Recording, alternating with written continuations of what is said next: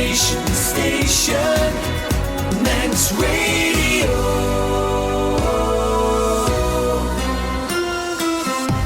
Manx Radio weather with Manx Glass and Glazing. Garamaya, thank you, Lewis. From the Ronaldsway Met Office, we got a gale warning in operation for the North Irish Sea. State of sea is slight or moderate, and later on tonight will become rough.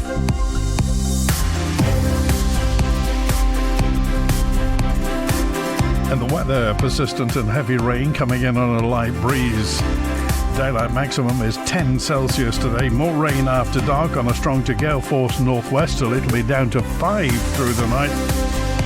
Although with the gales and everything, well, you know, for tomorrow Tuesday, a wet and windy start, then sunny intervals, scattered showers after lunch as the strong to gale force northwesterly eases back. Top temperature 11 tomorrow. Overnight minimum is 5 and showers and bright intervals on Wednesday up to 12 degrees. Well, the tide has turned. High water was some 10 minutes ago. Low tide 26 minutes past 6 tonight. Sunset 9 minutes past 8. High tide's 18 minutes past midnight. Sunrise tomorrow morning at 6:30. Low water 6 minutes later at 24 minutes to 7. Manx Glass and Glazing don't just do the big jobs. It's easy to repair broken greenhouse glass at Manx Glass and Glazing. For greenhouse glass cut to size, call 674 573. See the island like you've never seen it before on an incredible chauffeur-driven trike tour. A unique way to make memories that will last a lifetime. Gift vouchers available too. See iomtriketours.com for details and booking. One architectural design company has particular expertise in achieving planning approval for a wide variety of projects, from landmark buildings to spectacular homes. Talk to the experts at Ellis Brown and get your project off the ground. For excellence in design, search Ellis Brown. Patricia Wild Opticians is celebrating over 30 years of friendly, caring service in Farm Hill and Ramsey. Visit us for professional eye care with stress-free parking. Phone Patricia Wild Opticians on 813 977. Firestone Rubber Roof Shop for one-piece flat roofing systems. No joins, no leaks. We also line commercial box gutters in one piece up to 60 metres with a 20-year written warranty against leakage. Call Rubber Roof Shop on 49667. The Mannin Line with Andy Wint.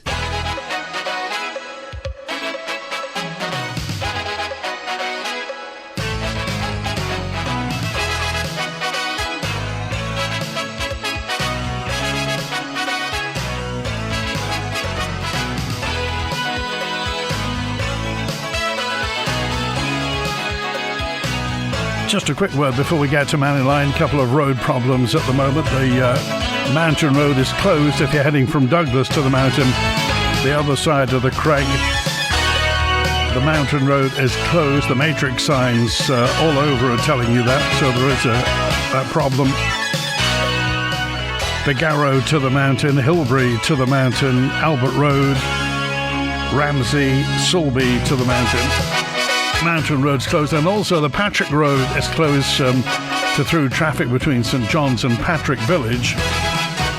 A roadside tree's become unstable, the poor thing, and has partially dropped towards the carriageway, and it's feared it will fall onto the carriageway. The situation's being assessed, and it will have to be felled as soon as possible, so just watch out for that. Today was due to be Douglas South constituents. We just got 2 constituency Mannin lines left to do, and that will have been around all, will have been around all 12. We've got Glenfaber and Peel to do and Douglas South, but unfortunately Mrs. Maltby was on the boat, which got delayed, so would have been no fit state to be on Mannin Line today. So Sarah Maltby and Claire Christian will be on Mannin Line this coming Thursday. So we'll put all those Douglas South questions over, and there were plenty of them, and if you've got a Douglas South question, then by all means you can either send it via the email manninline@manxradio.com. You can call the answer phone 682-631, or just store it up until Thursday. The scale of change needed at the meat plant apparently is significant. There'll be bumps in the road. That's Nigel Davis, the chair of Isle of Man Meats, talking about what is going on at the meat plant. So what is happening there? Now, there's been much comment on Mannin Line about what's going on at the meat plant. Something definitely is going wrong. It's obvious with a story about the fact that meat wasn't getting through to butchers or it wasn't available. And if you've got any thoughts on this, plus the fact that we heard that a big grower of potatoes in the Isle of Man was pulling out of the business, and Sarah Comish from the NFU was talking about the future of agriculture on the Isle of Man. Now, we always take for granted the fact that there will be farmers on the Isle of Man. There's the old cliche, you never see a poor farmer. Well, actually, sometimes you do. It's just that they will never tell you that.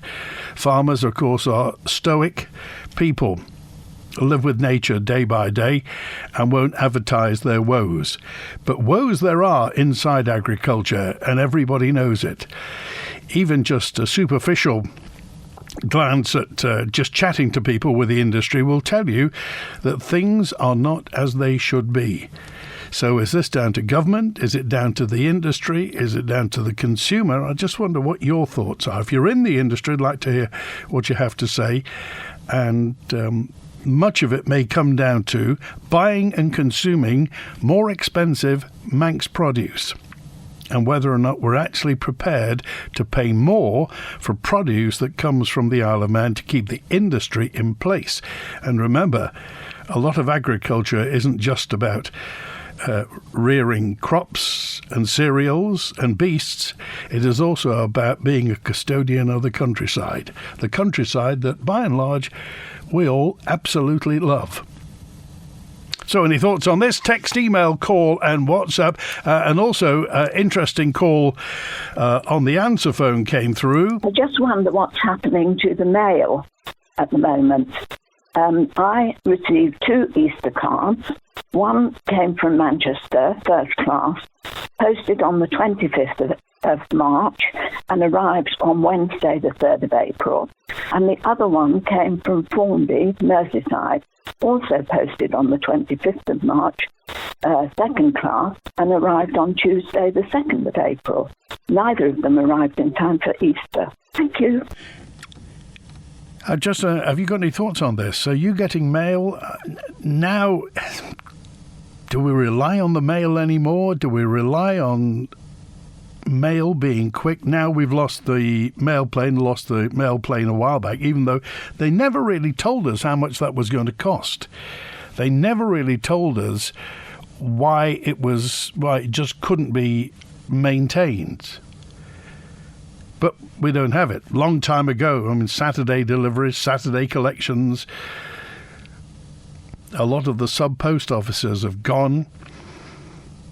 Now, lots of people, perhaps you even today, got a delivery brought by a courier. The couriers that are by and large putting the post office out of work, out of business. Yet we all rush towards it. There are many courier companies on the Isle of Man, and they do a good job, and the people involved are great workers. But it really is undermining the post office. Well, that bird has flown because it's going to happen come what may. But really, you just wonder how much of the post office do we want to hang on to. Howard's on with us now. Hi, Howard. Hello, Andy. Just listened to you earlier on. I read it on your news thing about the abattoir or meat processing plant they choose to call themselves. It's an abattoir regardless. But what has happened up there, I don't know. But the old abattoir used to work like clockwork down there. Opposite where Tesco is now, it's all demolished. Because that was the Douglas abattoir, and the cattle were brought in, or the animals were, and processed. But also in the 1960s, the late 1960s, what we know is Agrimark now up the Cool. That is our distribution centre for foodstuffs. But Agrimark was in the old Doughty's building, Doughty Engineering. It's all been demolished, and those apartments, flats, have been built up there in Victoria Road. But in the 1960s, Agrimark was formed, and it was an agricultural business with the cheeses, the potatoes. The meat was a processing area in one of the larger sections. They even at one time manufactured their own ice cream. And this all come under the umbrella of one man, Henry Robinson. No relation to the Robinsons up there, of the fruit people. But it was a farming community, and there was eggs, and they were all brought into that, and it was run like clockwork. And of course, even the government, I can remember the government, when the potato shortage, they brought in 200 tons of potatoes, and they were stored there. They actually had a seed potato export industry, the farmers growing seed potatoes for export throughout the British Isles. And they were checked, sealed in bags and shipped off the island. Well, all that seemed to have disappeared. And now it looks like, reading between the lines, for the last 30 years, since we had numerous managers, bosses, and intervention by the government, the bottom seems to have fell out of the company. And even listening to that this morning, the chairperson, well, that speaks volumes. He's a chairman, for God's sake. Let's take this wokeness out, and that's probably what's happening up there. They become too woke, and it's a processing plant. And I don't blame Tesco for being reluctant to put Manx meats on their shelves, because they rely on a regular supply of a good quality meat of any description. And if you can't provide that, then you don't deserve to be there. And the senior staff, again, the fellas on the ground floor will be working their hearts out, and the management will be sitting down having meetings. And this is what it sounds very much like. Again, being a government, somewhere in the system, the civil service will be involved. I don't know who the minister is, DEFRA, they keep changing every other week. But that place there is going to go to the wall. And they're going to say now it's going to take too much to put the machinery back in that they need to bring it up to scratch. They had all this when they were in the, we weren't in the EU, but we had to provide meat of a quality that would be accepted by the EU, and that was all working. In America, they have one of the largest exports for Manx cheese going out to Americas. So, well, what's happened to the meat plant? So somewhere there needs to be serious questions asked, and I would say a number of staff within the middle to upper management sacked. For if it was a private company, they would have been. They would have moved on to somewhere else to destroy something else. But because it's government, this is what's happening. The farmers are doing the best to raise the best of cattle. As you say now, the potatoes, we always buy Manx potatoes when we're down there at Tesco from Allinson's up in the north. They will provide them, and there's perfectly adequate, nothing wrong with them. But the farmers are doing the best. And as my wife said, the farmers getting this, that, and the other. I said the landowners get it. The farmers. That's it. The landowners get the money from the government. The farmers get what's left.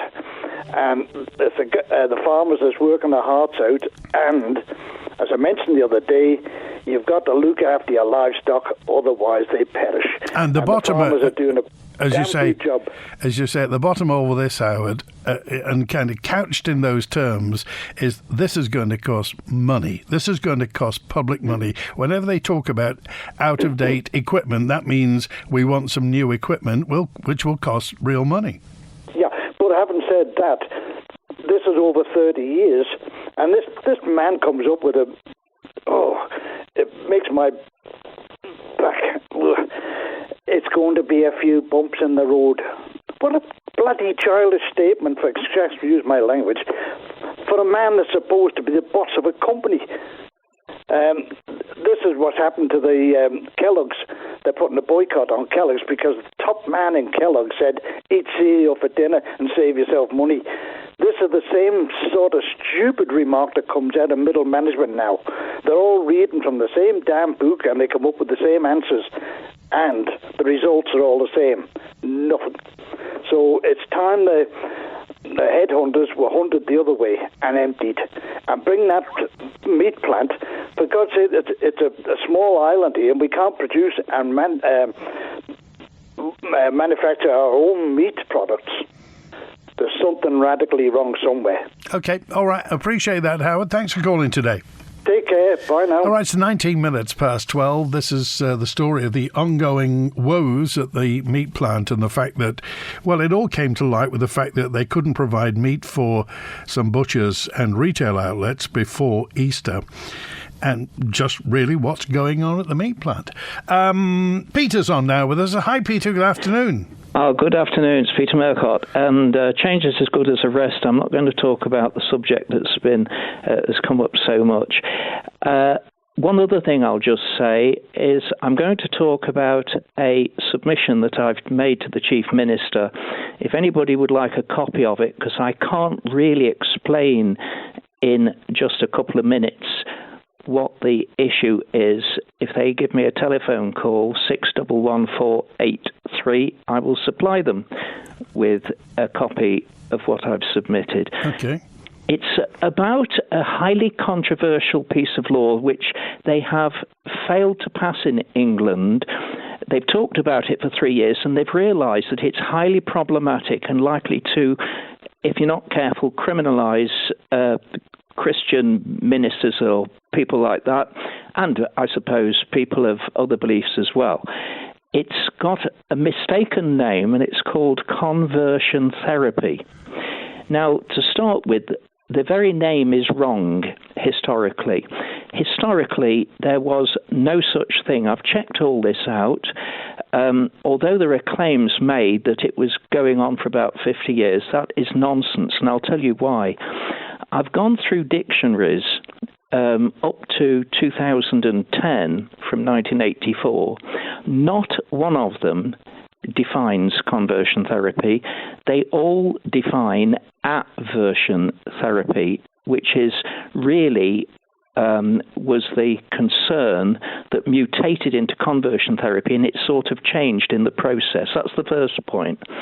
Now, aversion therapy was a very highly questionable way of trying to cure an addiction. I personally think it was dangerous and very unlikable, where they used electric shocks and feelings of nausea.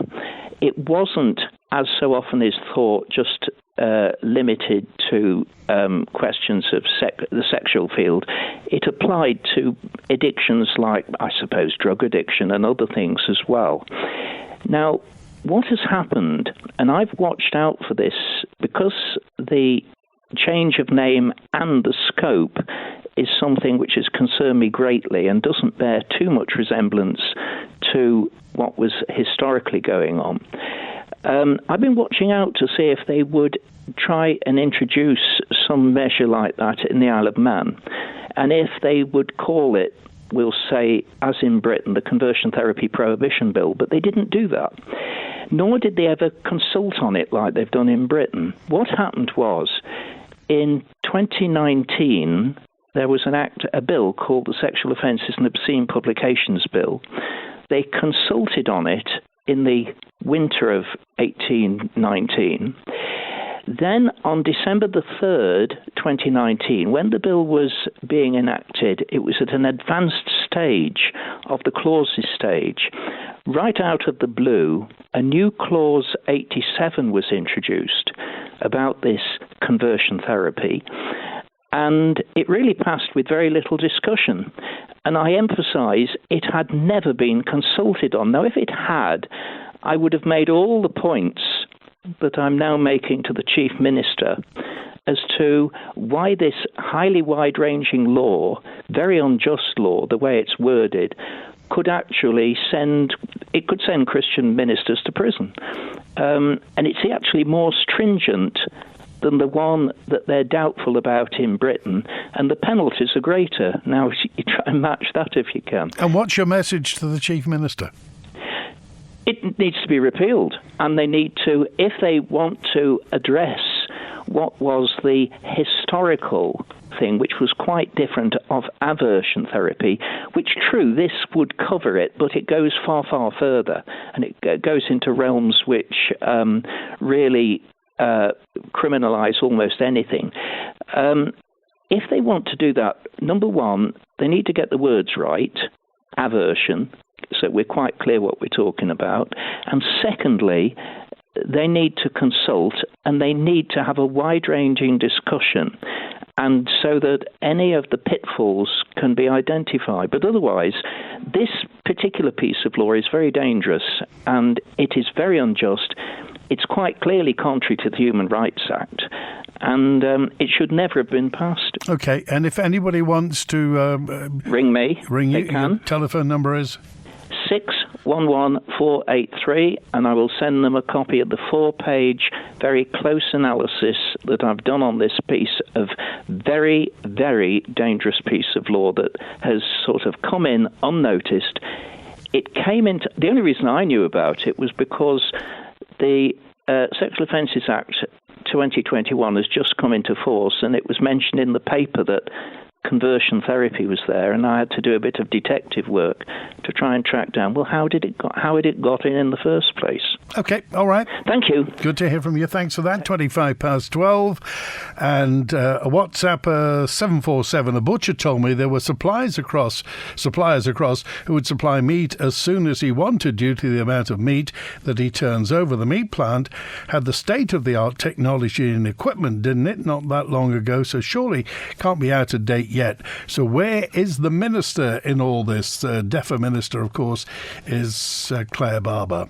Unbelievable, says Messenger 538. These new managers have come to the Isle of Man meat plant, don't appear to have a clue on how to clearly communicate. Never before have I heard of meat being skipped at the meat plant. This is people's livelihood, and the impression you get is that middle and upper management don't actually care, says Karen. Karen's opinion here. Yes, changes need to be made, but it will be better off to liaise with staff, farmers and shops to ensure that they're all aware of what is exactly happening. Well, this is the chair of the meat plant. Nigel Davis is the chair of the meat plant, speaking about the recent issues that have been happening at the plant itself. I need to acknowledge on behalf of the company that our communication has not been what it should have been. From a producer perspective, we're working on it, acknowledging that we're not as good as we should have been. With the customers, I would also say we have room for improvement. A specific example of Easter, which we're talking about, communication should have been going out to all our customers, and butchers included, but I have to acknowledge that some, if not a few, did not actually get communicated with as instructed. The procedure didn't work, and there he is. That's the chair or chairperson or chairman, whatever you want, of the meat plant. He is Nigel Davis. And really, communication wasn't as it should be, he says. Andrew's on now with us. Hi, Andrew. As it should be, which just miscommunication. I saw an item that a butcher's in Peel was saying no dog meat for sale. Anyway, that wasn't the reason for the call. I'm wondering if you can comment, please, Andy, why the very high-profile story about the £100 million compensation battle hasn't been on with yourselves. Yet it's been last week in the local paper where 700 investors, many of whom have lost their life savings, are set to take Friends Provident International and Utmost International to trial in the High Court starting today. When you say it's not been on, in what way? Well, I haven't heard anything on your news bulletins.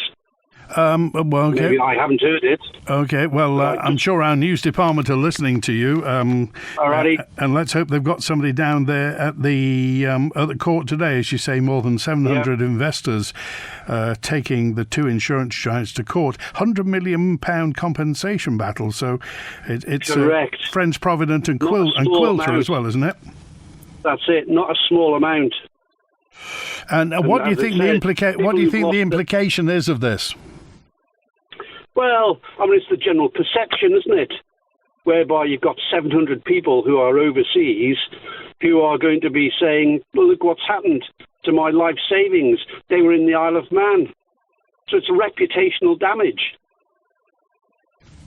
Okay. All right. Thanks for that, Andrew. With you. Thanks, Andy. Yeah, good to hear from you. All the best to you. Thanks for that. Unbelievable. New managers have come to the Isle of Man meat plant, don't have a clue how to communicate. I already go without meals due to being poor and disabled. But now my stomach's got used to eating less. Texter 775. I still buy Manx produce. I know it costs more, but Tesco foods are lower cost and poor quality. Is that true? Well, 775, thanks for that. And thanks also. Good afternoon. A quick question. Why was the meat dumped? Couldn't it have been given to the many animal charities or to the wildlife park, says Paul in Ramsey. My biggest concern is the animal welfare in all this utterly unacceptable state of affairs at the meat plant. I request that the abattoir vet comes on and confirms they're monitoring this to ensure that the animals are being treated humanely, says Ali. And regarding the meat plant, Alison, nobody mentions in comparison to the meat plant how brilliant the creamery is. Maybe Finlay MacLeod could give the meat plant management some advice. He turned the creamery around. Well, it is fairly widely accepted that Finlay has done a sterling job at the creamery. Of course, it is a farmers' cooperative, and it's now a worldwide exporter.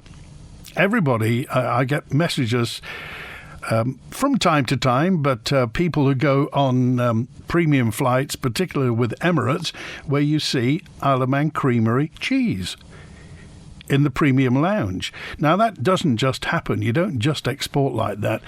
They've really put their back into it, and take about. I'm sure Finlay will credit everyone else at the creamery, but the creamery really has done very, very well over the past 10, 15, 20 odd years. So well done. Finlay can now stop glowing with pride in the corner and come out. Whether or not he would give the meat plant management some advice, I don't really know. Post office is like all government departments, says James. All management on top money and less workers. I was waiting for a patient transfer letter with my travel documents to be delivered on Friday. The letter was sent on Wednesday, never arrived on Friday. I had to go back to patient transfer for a copy. While I was in the hospital in Liverpool, my letter arrived on Monday. This is a disgrace. What's going on with government? And nobody is held to account. Does anybody care? Says James on 447. The state of the mail. Does your mail come through promptly? Do you get it promptly, or do you have a bit of a lag? Is it late, 2, 3, 4 days, perhaps a week or so? Any thoughts? Brickbats or bouquets, by all means. You can, by all means, get in touch and praise the post office. And if there's something wrong, then on the other side. We're very even-handed here. Juan's on now. Hi, Juan. How you doing, Andy? Very well, thanks. What about yourself? Good. Eagerly awaiting the eclipse. All the panic in America at the moment with the eclipse. Oh, really? They brought the National Guard out in some places and telling everyone to fill their petrol tanks up and get money out of the bank, all that crazy stuff. So what are they expecting to happen? God knows what they're expecting to happen, but they're putting the fear of panic into a lot of people in certain states. So God knows, we'll find out in a few hours. If I phone in tomorrow, you'll know it's all good. But that wasn't why you called. It wasn't. It was funny you should mention that. The debacle of the meat plant. And, of course, it's something that's been a pet subject of mine for the last few years, and I've questioned Claire Barber on the extent that government are helping the farming industry. And it's been a big concern of mine, and I'm not surprised at what's happened here. We have to ask ourselves the will of government, the full will of government to keep agriculture and farming going. And I revert back to, again, the subjects that we've made in the Agenda 2030 reports and the Arab reports about not having meat and dairy in the food chain. And this is stuff that is written and it's there to be seen. So my question has always been, what appetite has government to actually really help farming and quality farming on the island. Well, they would say, I mean, they always say that, you know, they mouth all the platitudes and they say all the right things. Yeah, they certainly do, as other people do. I mean, they're not going to turn around, like other agendas, they're not going to turn around and say, we're not supporting them, we're not doing it, because they know there would be a massive uproar. And it just concerns me that this stuff may be happening for the longer game and a bigger reason.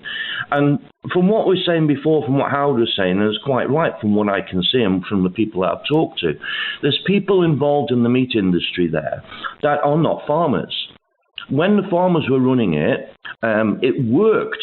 We've got management in there now, and people, economics and management, we could go through a list of them. But I'd like to put it to Head of News. Maybe they can follow up on this little bit. I believe there was an altercation last week about this meat being dumped between Slaughterman and one of the middle managers up there. Now, I believe if meat touches each other, it gets shaved, and this stops the any infection going. But the slaughter people were told to bin all this meat when it's not been done like this before. Now, I don't know, you're going to ask me whether that's hearsay or not, so I'm going to put it back over to you, to maybe Head of News can do some investigation on that. But this is, I think, and I've said before, they're trying to change the aspect of the Isle of Man. We're a farming and fishing island. We have our culture. And there's a lot of things going on around the world at the moment to integrate and get rid of people's cultures, just make it a place to live. And I'm just wondering, at a higher level of government, and like I've said this before, whose agenda are they working to? Do they actually want to keep the Isle of Man as a place of culture, a place of agriculture and a place of fishing and stuff like that? Because we could have an absolute fantastic quality product which we could go around the world with, especially the way things are going. I was talking to a lady the other week whose son has a dairy farm in Canada, and because of the restrictions put on by government, he has to throw away litres and litres and litres of milk a week because he overproduces. Isn't that crazy when they talk about food, not having enough food and not having enough milk and stuff in the world? It's crazy that the government put these restrictions on. I'm surprised also with the fact that, you know, everybody is concerned about food miles and, you know, how much of a carbon footprint any particular food product has. Now, if we're producing food on the Isle of Man, it couldn't have less miles, could it? It couldn't have fewer miles. So surely we should be concentrating on growing Manx spuds. And somebody sent a message in while you've been talking and just said, does anybody on the Isle of Man actually grow carrots anymore? Apart from, you know, people growing them at home. But I can't think of anybody who grows carrots. So presumably we're bringing all the carrots in. Yeah, I mean, it's madness. There, Andy, I mean, the carbon emissions thing, I mean, that's a story itself. It's an absolute load of tripe anyway. But we could have a very self-sustainable industry here and provide for other places which are going to go short in a very foreseeable future by the looks of things. And let the government take a few restrictions off farmers. Let them farm. And I heard someone say on a thread the other day, talking about this on one of the politics pages, about the price of food and the price of it compared with major supermarkets. Well, you know, when I was on the island last year, I went to an outdoor local farm outlet in Port Erin. And the price of the potatoes, you had 5 different types of potatoes you could choose from. All Manx potatoes, all from Manx farms, far cheaper than what I could get them in ShopRite or Tesco. So that's not necessarily true. So we should embrace the farm and the quality of the product that we're going to get, considering a lot of GMO products that are now getting forced through in different places.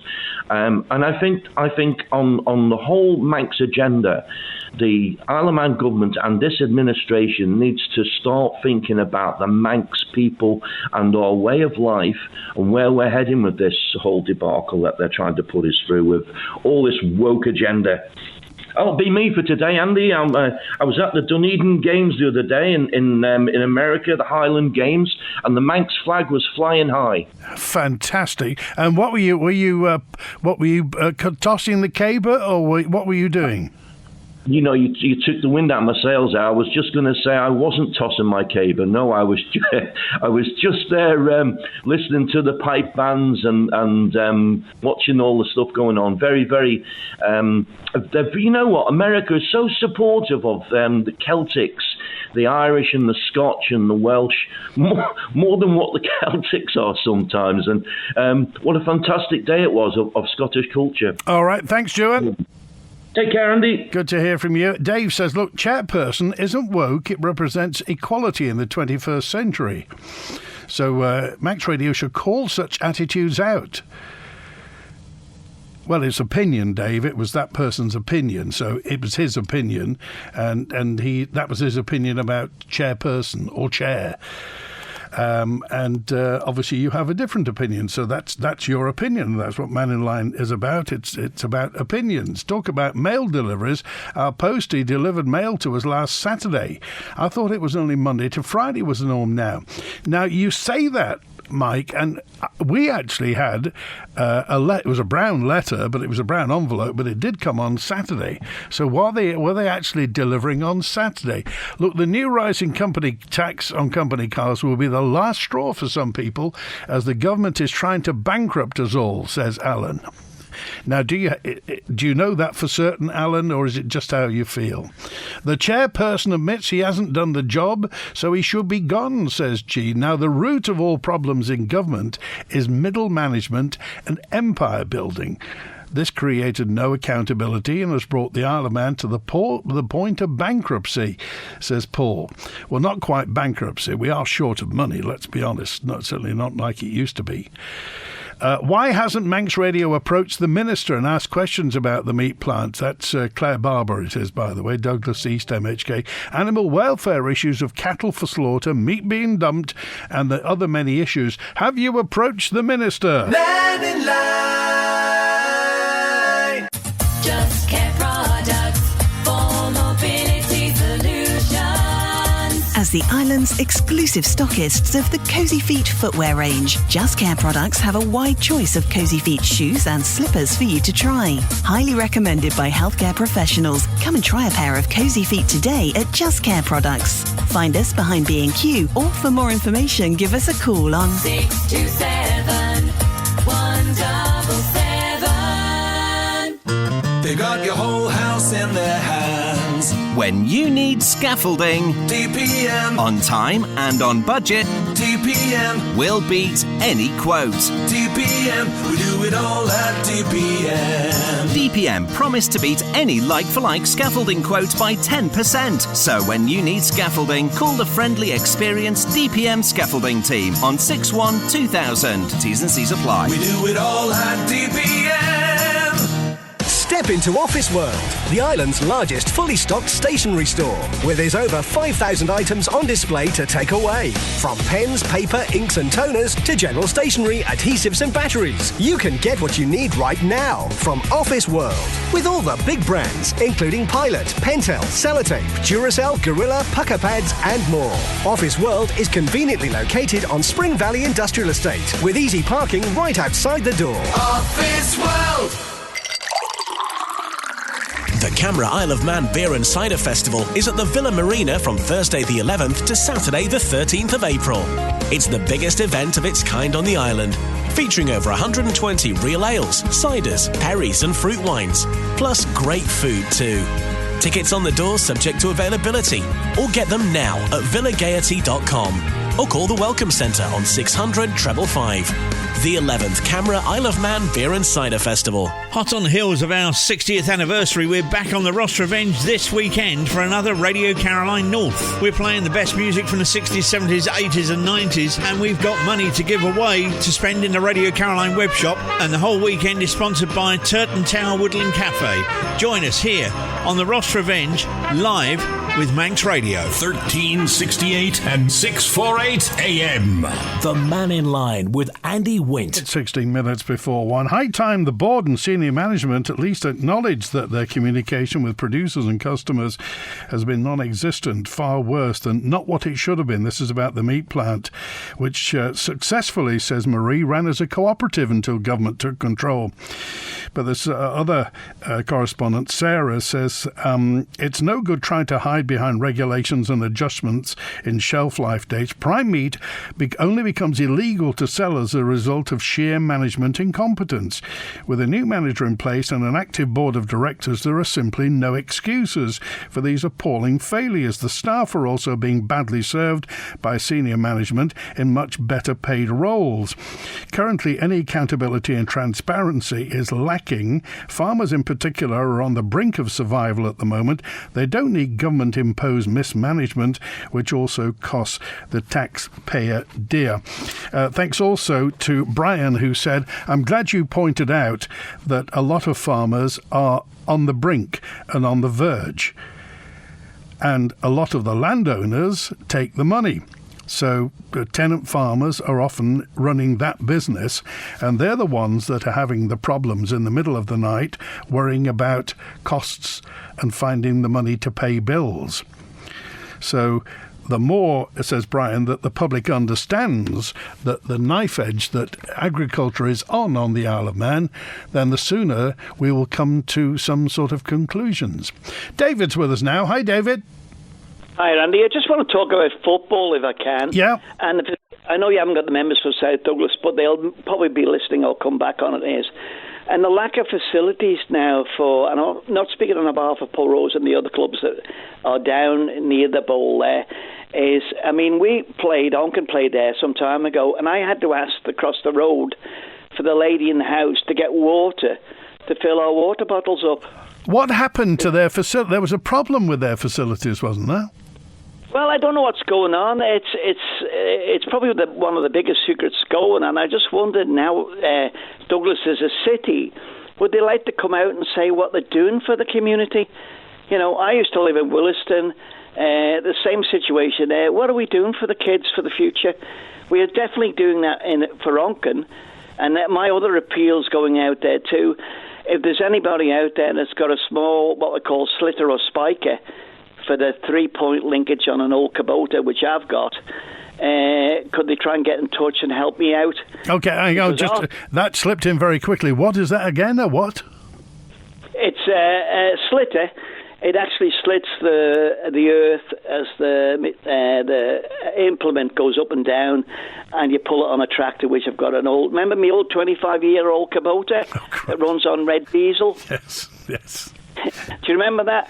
And the government here wouldn't step up to the mark and help the builders out regarding when people have got, you've hit me on the spot now, static equipment all over the place. They have to use white diesel. It costs them twice as much. So what do? They add it onto the bill, don't they? Why aren't we doing, what's that saying we used to have in the Isle of Man?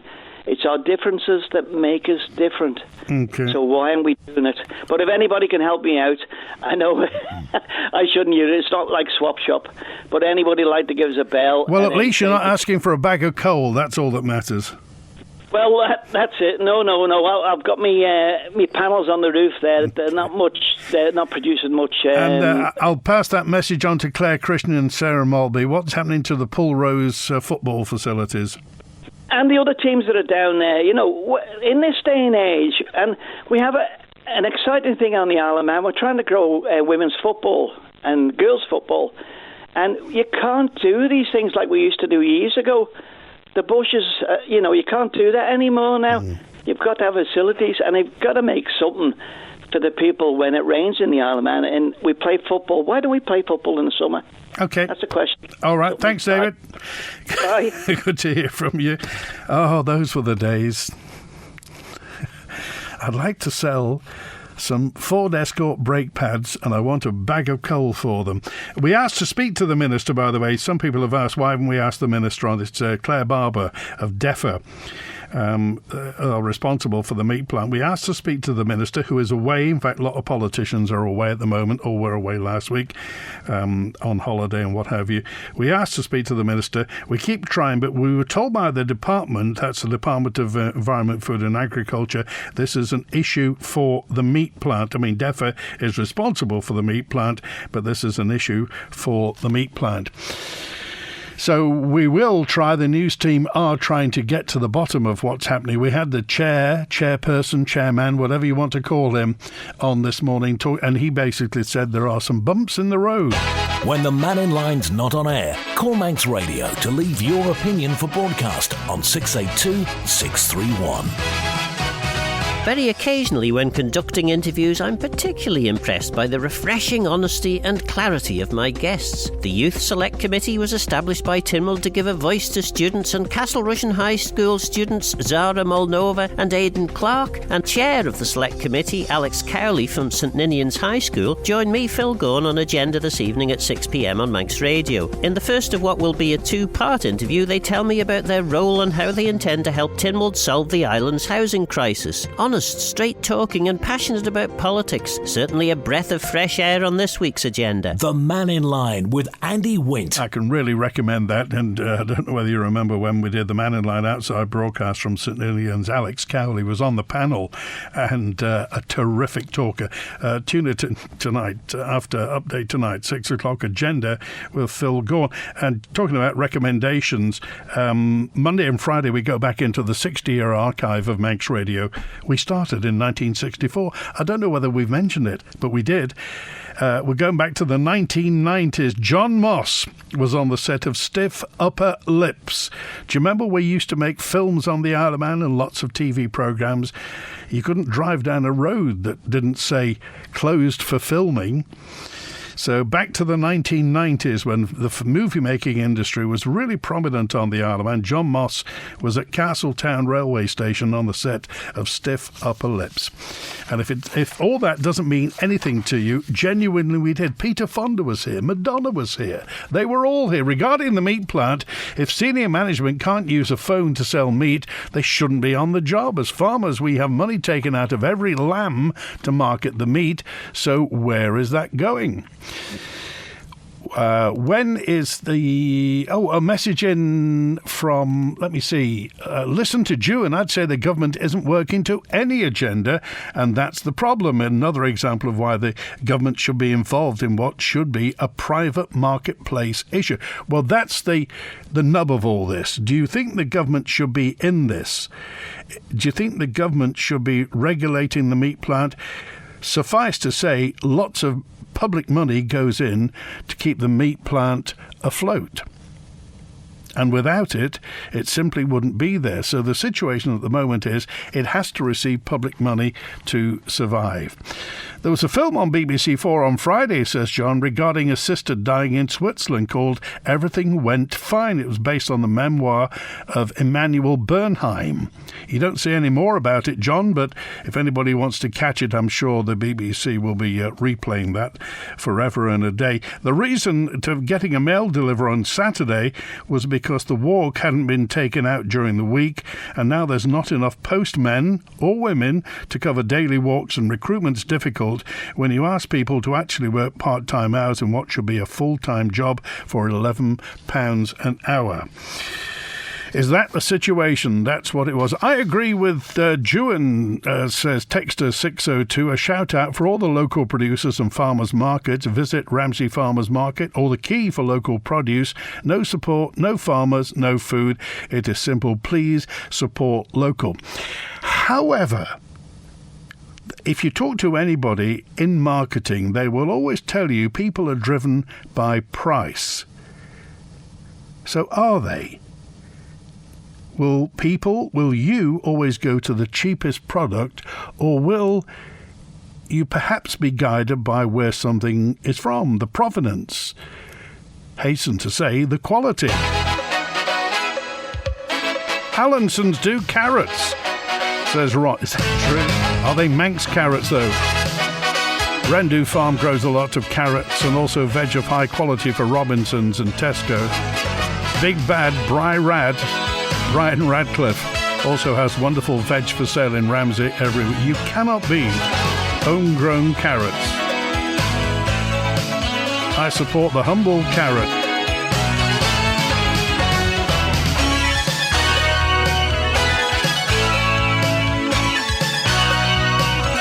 That's it. Back with another open line tomorrow, so reschedule this coming Thursday. Sarah Maltby, MHK, Claire Christian, MHK, on Mannin Line. Remember, answer phone 682-631, email manninline@manxradio.com out of hours. Thanks to Chris Quirk on the phones today. WINT. 60 years serving you as the nation station. This is Manx Radio. For some time, filming was big on this island, and the Manx made much money. Famous names came here to film. For Stiff Upper Lips, a comedy, Peter Ustinov was here, amongst others, and Castletown Railway Station was employed. Take this running. There you go. Yeah. Okay, rehearsing and background action. And action! You could feel the pulse beat a little quicker. Not your own pulse, of course, but then we were packed quite tightly as the railway station shot was rehearsed.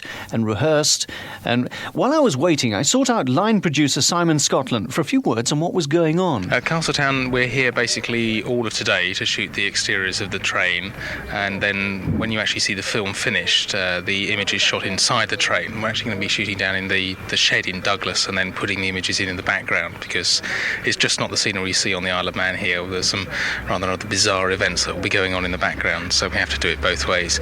But it's a full day here out of the station. There's this famous thing about you have to shoot about 6 weeks to get about 2 minutes film. I mean, how much film would actually be shot here? How much will appear in the actual finished product? Right, we would probably actually load about 3,500, 4,000 feet of film stock through our camera in any one day. And if we get 3 minutes, we're doing very well. 3 minutes? 3 minutes a day, and there's 75 people here. I suppose you're fortunate the sun's shining today. You couldn't get a much better day in March. Does that help your cause? It does help us, of course. The only problem with sunlight here is we've got a great big engine shed that's casting a large shadow, which means our lighting people have to sort of put some sun in where the engine shed was. There's always a black lining to there the cloud, yes. The only other thing we've been told about is it rains on the Isle of Man for 16 days on average in March, and we've been here about 2 weeks and it hasn't rained yet. It is unusual, I have to tell you. You were up early this morning. I was talking to one or two of the local actors here. They were up at 6. I think you started filming about 7, was it? I think, yes, we're on set at 7. First of all, a little bit further down the line. Down in Douglas, yeah. Down in Douglas, shooting basically the train passing through the countryside and through a few tunnels just to cut in. But this is the meat of the scene. It's from the opening of the film where the two leading gentlemen arrive back home for the start of their journey around the world. It's a fairly small train. I mean, is that sufficient for your purposes? Yeah, it's a very cute train, and it's fairly comical, and it's a comedy, so it doesn't really matter at all. Cute? Now, filming is a complicated business, and you have to be disciplined when you're around the cameras and they start rolling. Shh. Pardon. At one stage, a car wash opposite started up, so a man had to be stationed next to it to stop it being used when actual filming was underway, or the shop might have to be scrubbed. A clumsy pun, but all I could find. Part of island life for 60 years. This is your Manx Radio.